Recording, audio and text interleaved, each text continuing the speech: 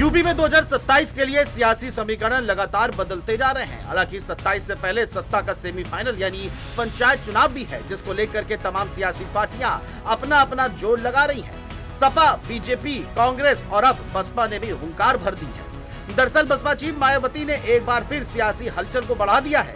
खबर है कि यूपी पंचायत चुनाव से पहले बसपा सुप्रीमो मायावती 9 अक्टूबर को लखनऊ में काशीराम स्मारक स्थल पर बड़ी रैली करने जा रही है, जहां काशीराम की पुण्यतिथि पर मायावती खुद शामिल भी होंगी। बताया जा रहा है कि बसपा ने इस मौके पर करीब 3 लाख लोगों की भीड़ जुटाने का लक्ष्य रखा है।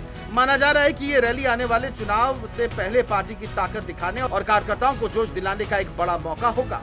वहीं दूसरी ओर सपा मुखिया यानी अखिलेश यादव भी अपने पीडीए के नारे को बुलंद करने में लगे हुए हैं और बीजेपी पर ऐसा कोई मौका नहीं छोड़ रहे हैं। लेकिन इस बीच बीजेपी ने पीडीए की बड़ी काट निकाली है। ये काट कोई और नहीं बल्कि जीएसटी की दरें हैं। दरअसल जीएसटी काउंसिल की बैठक के बाद जो निर्णय लिया गया है, उससे सीधा सीधा फायदा गरीब और मध्यम वर्ग के लोगों को मिलेगा, जिसे बीजेपी ब्रह्मास्त्र की तरह इस्तेमाल करेगी। क्योंकि पीडीए और जीएसटी का फायदा लगभग उन्हीं लोगों को मिलेगा जिस पर सपा और बीजेपी दोनों अपनी पकड़ बनाए हुए हैं।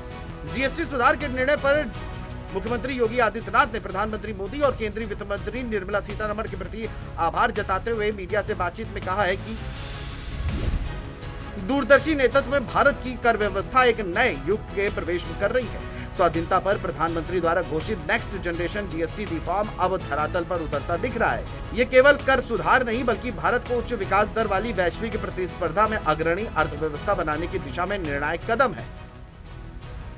वहीं दूसरी ओर जीएसटी में बदलाव को लेकर के अखिलेश यादव ने भाजपा को घेरा है। उन्होंने कहा, आखिर जीएसटी में अब संशोधन की जरूरत क्यों पड़ रही है?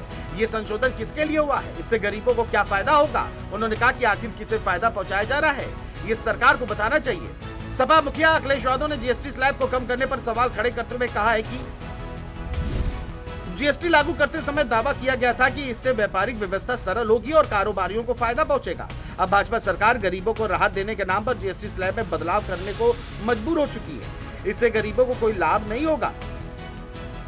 अखिलेश यादव ने सवाल किया कि अब तक कौन मुनाफा कमा रहा था और किसे फायदा पहुंचाया जा रहा था, ये जानकारी सरकार साझा करे।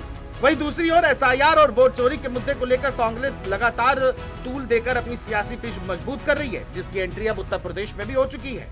बहरहाल अब देखना दिलचस्प होगा कि 2027 की सत्ता की चाबी की दौड़ में कौन सी पार्टी बाजी मारती है। लेकिन उससे पहले पंचायत चुनाव पर कौन सिरमौर साबित होगा, ये आने वाला वक्त बताएगा। Desk report, JMD news.